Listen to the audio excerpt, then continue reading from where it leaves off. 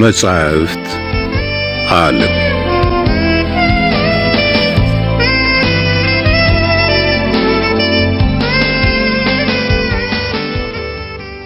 እፎይታ። ደራሲ አሌክሳንደር ዶማስ። ትርጉም ተሾመ ዳምጠው። ተራኪ ደጀኔ ጥላሁን። እፎይታ ዘ ካውንት ኦፍ ሞንቴ ክሪስቶ ክፍል 29።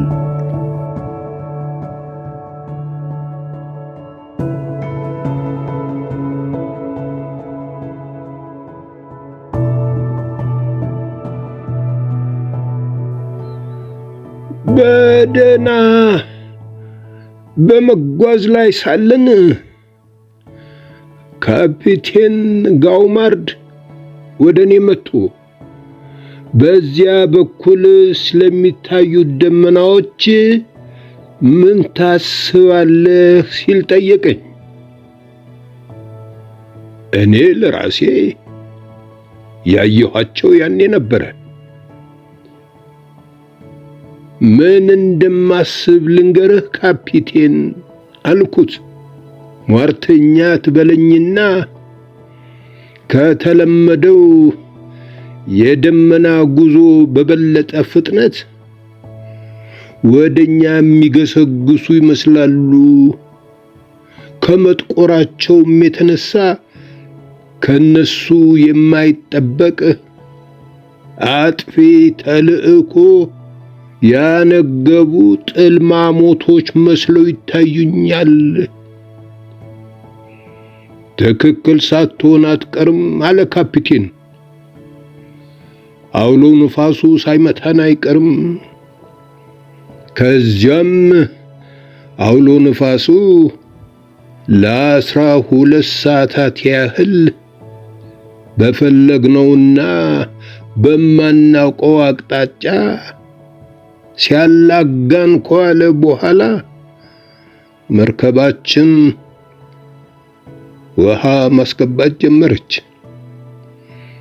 በዚህ ጊዜ ካፒቴን ፔኔሎን መስመጣችን ነው፣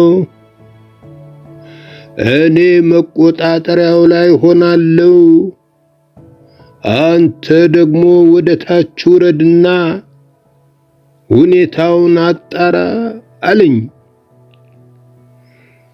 ወደ ታች እንደወረድኩ 2 ጫማ ጥልቀት ያለው ውሃ መርከቧ ውስጥ መግባቱን አስተዋልኩ። እየጮህኩ ወደ ላይ ተመለስኩ። ወደ ቱቦቹ ሰው ላክ፣ ወደ ቱቦቹ ሰው ላክ አልኩ። ጊዜው ግን አልፏል። እኛ በቱቦ ውሃው ማስወጣት ቀጠልን። ወደ ውስጥ የሚገባው ግን እጥፍ ነበር።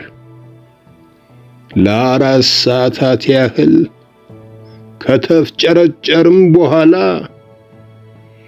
መስጠሟ ካልቀረ ብቻዋን ትስጠማ አልኳቸው ሰራተኞችን። አርያ መሆን ይሄ ነው ወይ ፔኔሎን አለ ካፒቴኑ።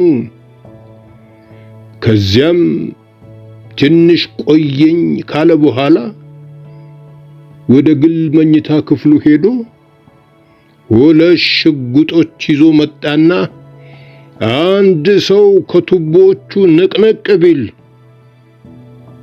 በደረቱ ነው ማስገባበት አለ። እንደ ድል ሆኖ ነፋሱም ጋብ ማለት ጀምሮ ነበር። ውሃው ግን እንደ በፊቱ ባይሆንም መግባቱን አላቋረጠም። በግምት በሰዓት 5 ሴንቲሜትር ያህል ይገባ ነበር።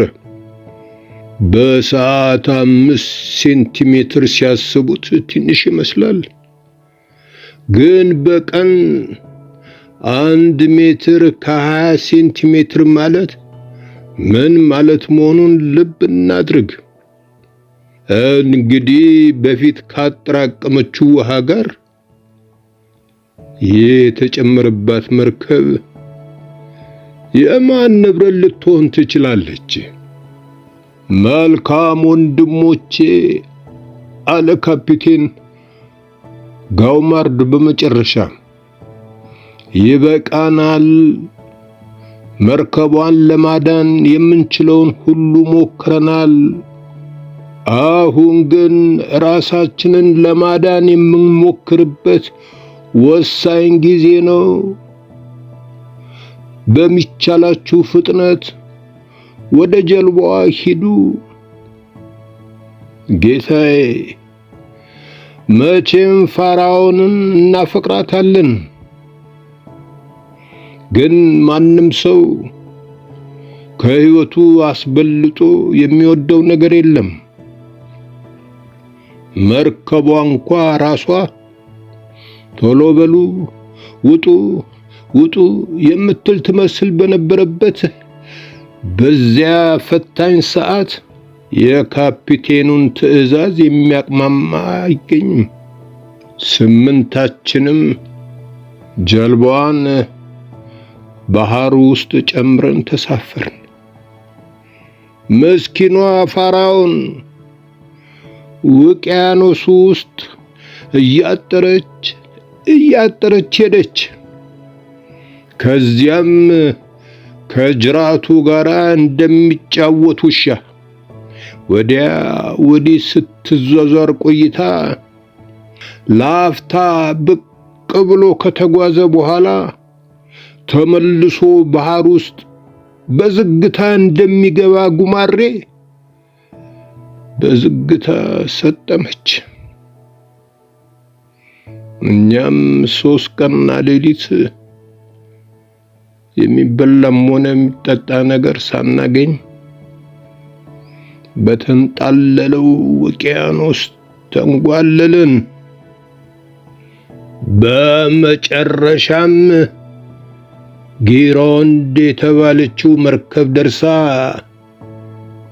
ሕይወታችንን ባተረፈችበት ወቅት ማንኛችን ቀድመን ሞተን የሌሎቻችን ምግብ እንደምንሆን ዕጣ በመስበቅ ላይ ነበር እንሎታለሁ። ዝርዝሩ ይኸው መሆኑን በመርከበኝነት ክብሬ ስም እገልጽልዎታለሁ ጌታዬ ሞረል። ለመሆኑ የተሳሳትኩት ነገር አለ ጓዶቼ? በማለት ፔኔሎን ወደ 7ቱ መርከበኞች በጨረፍታ ሲመለከት ጓደኞቹ ትክክል መሆኑን በሚያረጋግጥ ድምፅ አጉረመረሙ። መልካም አድርጋችኋል ወንድሞቼ አለ ሞራል። ሁላችሁም ቁርጠኛ ወንድሞቼ ከመሆናችሁ ባሻገር ምንም ጥፋት ቢደርስ ከራሴ ዕድል በስተቀር የማማረው ሰው የለም። የሰዎች ስህተት ሳይሆን የአምላክ ፈቃድ ነው። ለመሆኑ የምን ያህል ጊዜ ደሞዝ ነው ያለብኝ? አረረረረ ስለሱ ባናነሳ ይሻላል ጌቶች። ፔኔሎን ነበረ። እንድናነሳ ፈልጋለሁ አለ ሞረል ከፈገግታ ጋር። የ3 ወር ደሞዛችን አልተከፈለንም ጌቶች አለ ፔኔሎን።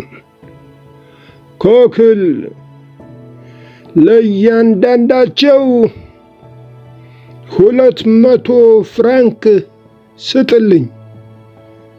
ከዚህ በፊት ለጎበዞቹ መርከበኞቼ ለእያንዳንዳቸው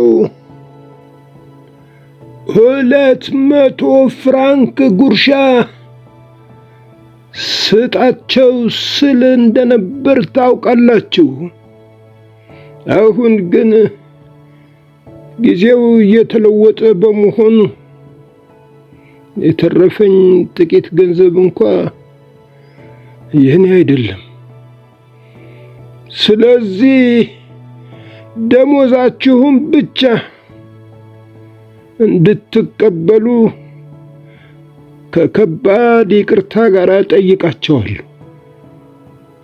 ሌላ መርከብ ላይ ስራ ካገኛችሁ መቀጠር ትችላላችሁ። ከአሁን በኋላ የኔ ሰራተኞች አይደላችሁም። የመጨረሻው አረፍተ ነገር የታማኞቹን መርከበኞች ልብ በስቶ ሳይገባ አልቀረም። እርስ በርሳቸው በተመስጦ ተያዩ። ፔኔሎን የሳበውን ትንባሆ ዋጥ አደረገና ምን አሉ አለ።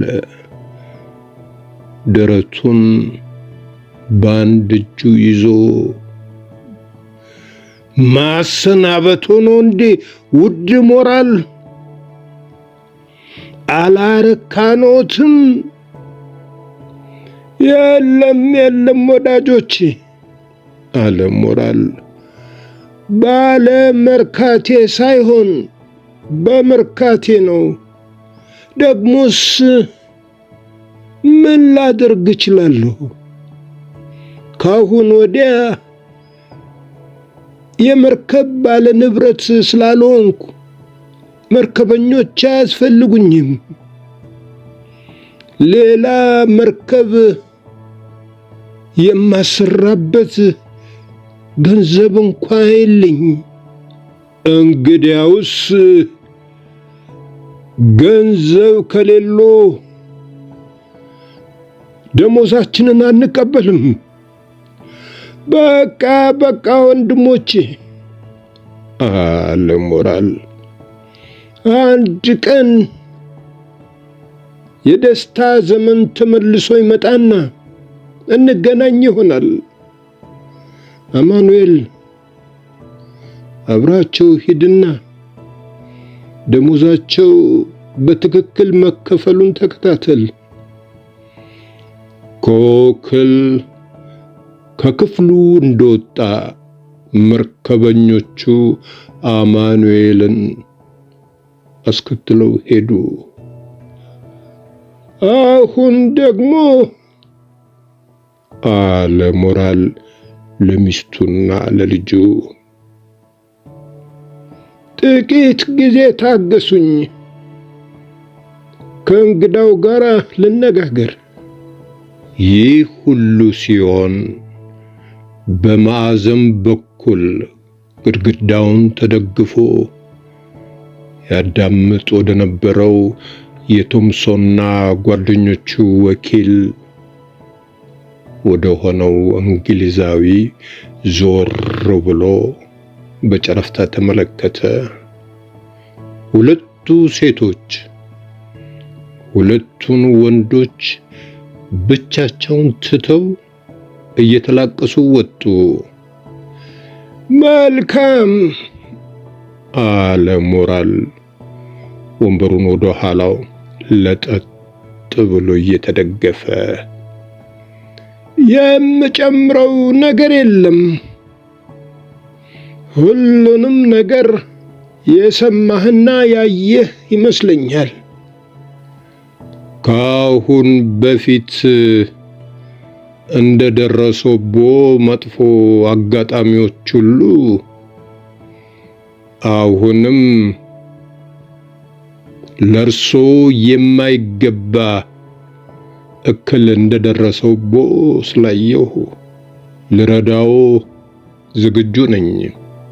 እንደሚያውቁት ከቋሚ አበዳሪዎቹ መካከል አንዱ ነኝ አይደለም? እሱንማ ያስካቸው ደረሰኞች ይናገራሉ። የሂሳቡን ማወራረጃ ጊዜ እንዳራዝምሎ ይፈልጋሉ። ማራዘሙ ክብሬንና በኋላም ሕይወቴን ያድናል። ለምን ያህል ጊዜ ላራዝምሎ? ሞረል ጥቂት ካቅማማ በኋላ ለ2 ወራት ያህል የሚቻል ከሆነ አለ። ይቻላል።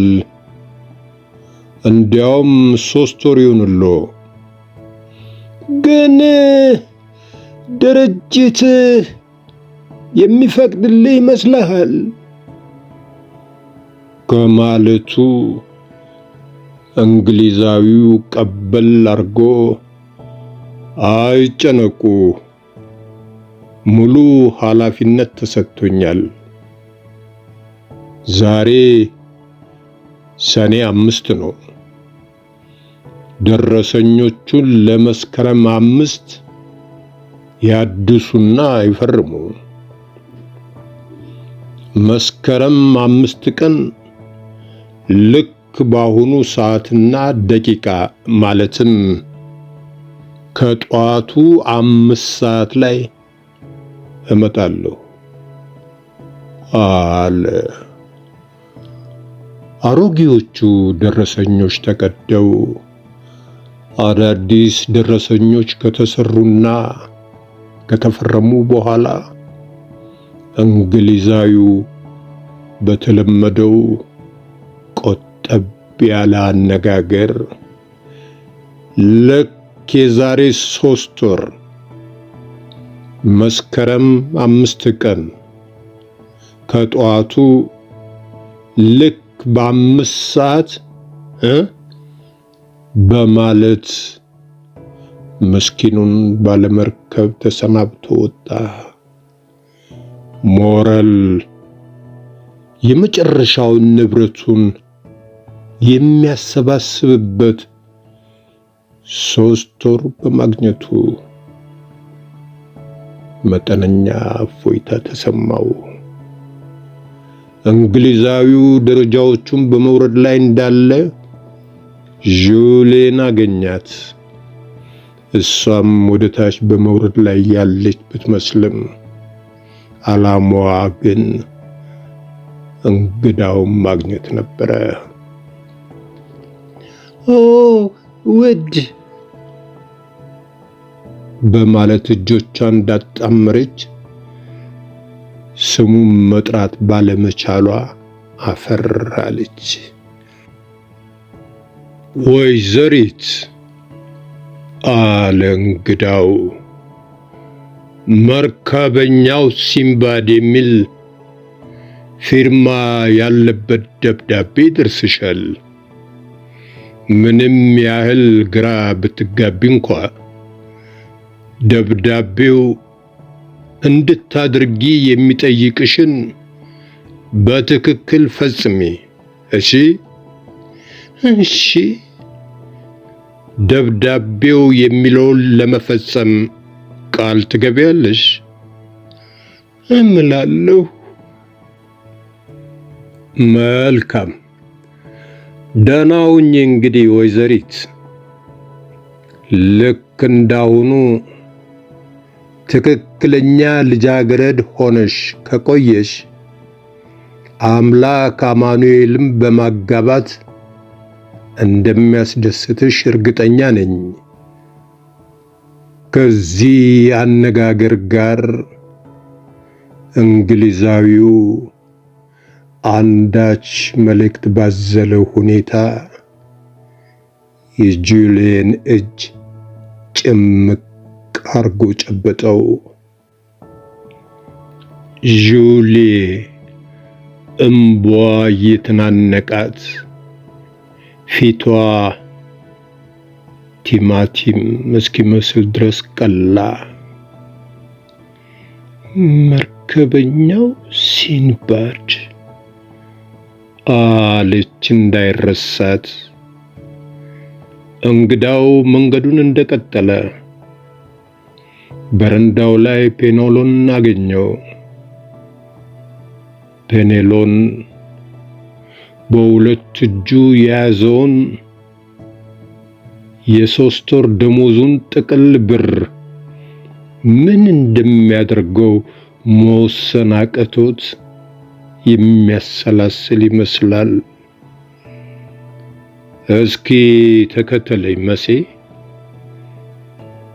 አለ እንግሊዛዊው እንግዳ። ላነጋግርህ ፈልጋለሁ።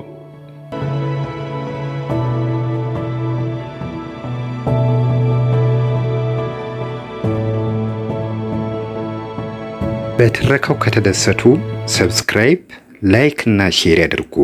እናመሰግናለን።